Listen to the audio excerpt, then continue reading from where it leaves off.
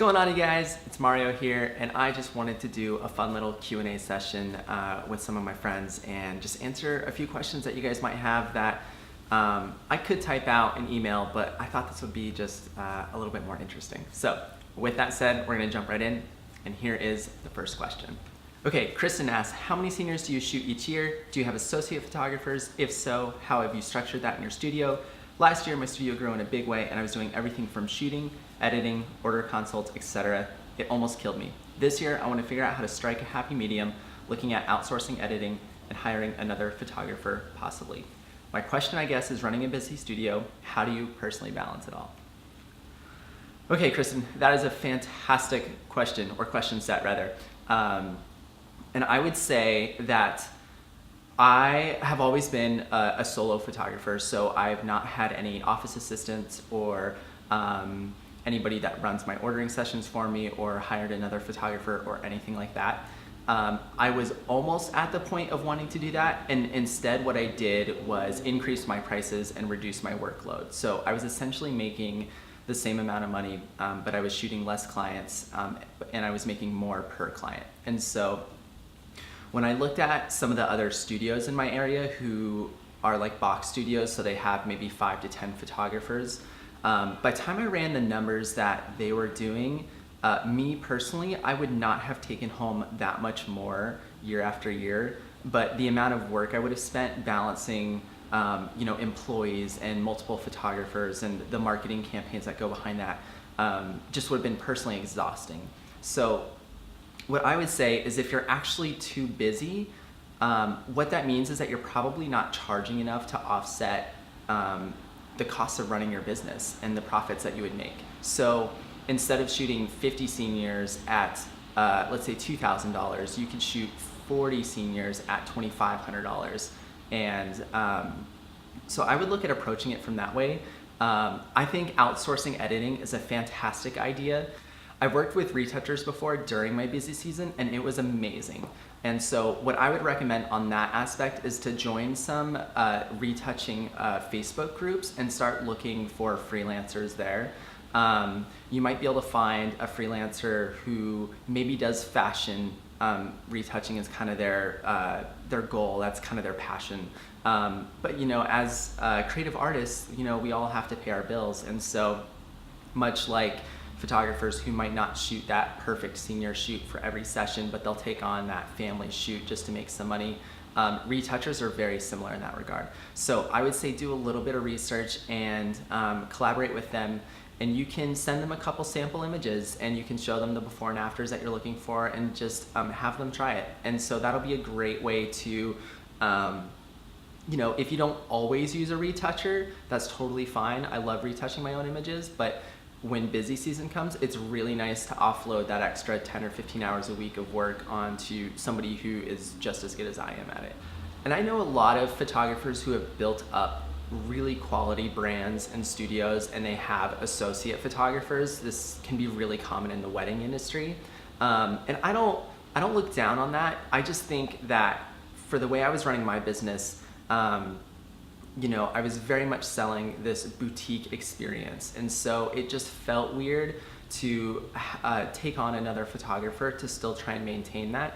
Not that it's impossible. And again, I think many photographers have done it and they've done it well, but it was just something that I wasn't ready to do. I was really content with shooting my 50 to 60 seniors a year at my price point. And when things got a little too busy, I could outsource my retouching or outsource my bookkeeping or things like that. But for the core of my business, which was the pre-consults and the shoots and the ordering sessions, I definitely wanted to make sure that I was doing all of those myself. Okay, cool. So just to recap, I think that if you're too busy to do all of it on your own, I think you're probably pricing yourself like a volume studio. And so you're looking at growing into that, which if it's something that you want to do, then that's awesome. But if you're wanting to keep your studio kind of that boutique, smaller feel, then I would say it's probably time to simply increase your prices. And I would just do that gradually. So just increase your prices maybe 5% every 5 clients or something like that. It doesn't need to be like huge jumps. And that should hopefully position your business and your brand into something where your work is manageable, but you're still being paid well for what you do. Okay, so let me know if that helps. Shoot me an email, and thank you so much. What's your advice on building value in what you do? I feel like this is the hardest thing to do. People will spend $100 on a dinner, they will poop out in a few hours, but bulk on spending a little more than that on printed products that they will keep for generations to come. Looking forward to your response. Joe, this is a fantastic question, and it really encompasses a lot of what I teach in general. And I think what we're finding is that the role of a photographer isn't just pictures anymore. I think it really is, it's coming down to that experience. And so we're seeing that a lot on social platforms. We see a lot of photographers incorporating Snapchat into their sessions, especially for high school seniors, and their clients are loving that experience. And while that doesn't directly translate to a printed product, it increases the value that their client is receiving.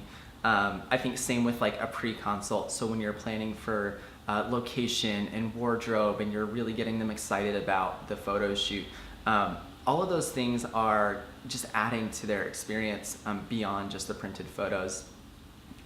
Very similar to using hair and makeup and all these extra value adds that, while they do contribute to a better photograph, I would say more so it's increasing your client's experience with you.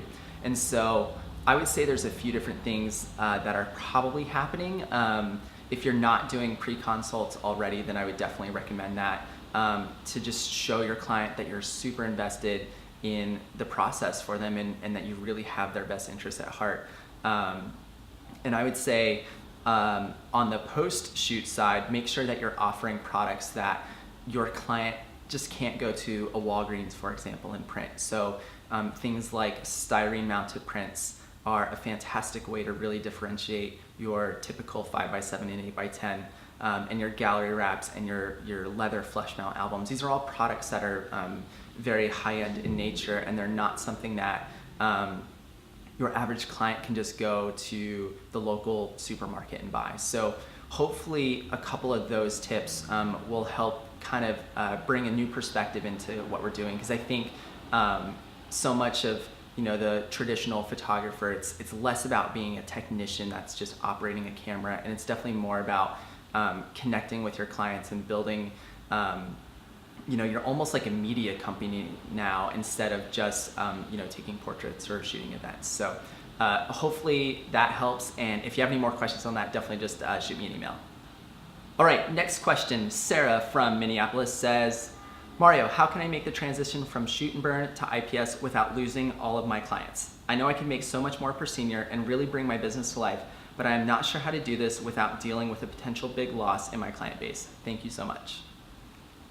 Okay, Sarah, so I talk a lot about this in my modern sales course, and so here is basically the recap on that.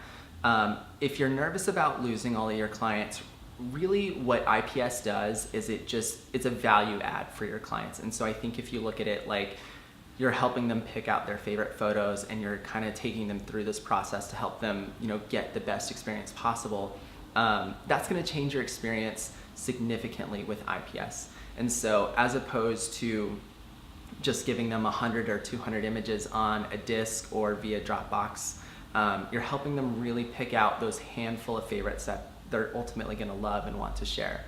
Now, more on the technical side of switching from shoot and burn to IPS, the way that I teach it is to go about it in a really gradual process. So let's say if you're shooting or having 5 inquiries a month, for example, what you want to do is the next 5 inquiries, you want to incorporate that pre-consult if you're not doing it already. So all you do is just add in the pre-consult where you get them excited for their shoot, and then you just carry on the rest of the shoot how you normally would.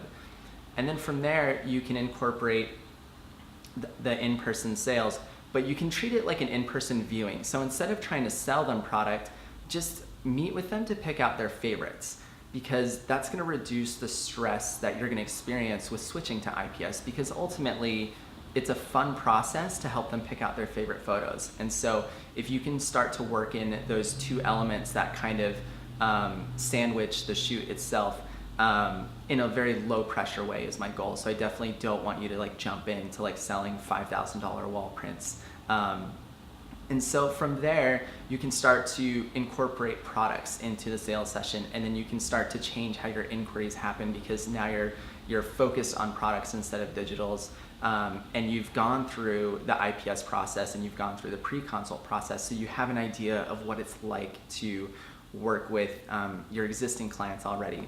And I think on the statement of like referrals and all that kind of stuff, it's so much easier too, because for example, with like increasing your prices, if you increase from $25 to $100, your referrals will tank, and that'll be really difficult. But if you increase from 25 to 30, and then 30 to 35, and then 35 to 45, those referrals are going to be so close to each other that those increments will be attainable. And so I would say the balance of kind of just adding in those services to your existing, product offering and existing pricing will be so much easier. I see too many photographers who just try and change everything at once. And so, they'll go from, let's say, a $500 shoot and burn session, and they'll get rid of all the digitals, and they'll sell 8x10s for $100, and they'll try this with a couple clients, and it won't work. And their clients are not understanding what happened, and the photographer isn't understanding what happened either. So I would recommend just, make a list of all the elements that need to happen. So your pre-consult and your product offering and your price increase and your IPS and all these things, and just start slowly implementing them client over client. So hopefully that helps. Shoot me an email if you have any more questions, and thank you so much. All right, this next question is from Eric, and Eric is asking, basically what is considered a beginner question, but ultimately I think a lot of intermediate photographers are going to benefit from this too. And he's asking, how do I choose my lower f-stop values so that way I still maintain my background blur, and but I still keep sharp images. And so I think there's a couple of different things that go into how I shoot. First of all, I basically always shoot wide open. So I have on the Hasselblad side, I have the f2.2 lens and the f2.8 lens. On the Canon side, I have the 85-1.2 and the 50-1.2 and the 35-1.4. And all of those I love to shoot wide open, because I really do like creating that background separation in my images. And this is true if I'm shooting with strobes as well. So I'll toss up a few examples so you can see how even when I'm shooting with strobes, I'm still shooting anywhere between f1.2 and f2. And so I love to maintain that look. And depending on what I'm shooting and maybe how many people are in the image, then I'll certainly stop down to maybe f2.8 or f4 or whatever might be required from that. But for the most part, my signature look is definitely shooting wide open with really nice glass. And so I think that combination of to shoot with the 5D Mark III and the 5D Mark IV with the 50mm 1.2 lens, it's, the hardware is fantastic, and so just naturally I will get more in focus shots. But ultimately I've done the same on like a Canon Rebel with the 50-1.4, and so while my keeper rate might be less, there's still plenty of opportunities to still shoot that look. So hopefully that gives you a little bit more insight kind of into how I pick my gear and kind of what I'm doing with it. If you have any more questions on that, definitely just shoot me an email, and thank you so much for the question. All right, and this email is from Vikrant, and his question is, hope you are doing good. Do you sell prints or any other products to your senior shoots? And the big answer is yes, I do. I sell mostly all printed products to my seniors. They of course want digitals for social media, and so I roll those into my product pricing and offering. But I sell lots of albums, I sell lots of portfolio boxes, I sell lots of canvases especially, and so I do that through my in-person sales sessions. So I don't sell any of my images online, so I make sure to meet with my clients and get the chance to show them, because many of them have not seen this before. And so once they see these, they all of a sudden realize why a print is $145 instead of your typical $2 8x10 from Walgreens or Walmart or wherever. So yes, I am a huge proponent of selling products. I think that my images look gorgeous printed, and so while I love digital and I love social media, I really love getting just a beautiful album with all my images printed in it. Awesome. Thank you guys so much for sending in your questions. I hope to answer more next week. If you have a question that you want answered in this format, please just shoot me an email and I will happily add it to the list and record it and send you a response.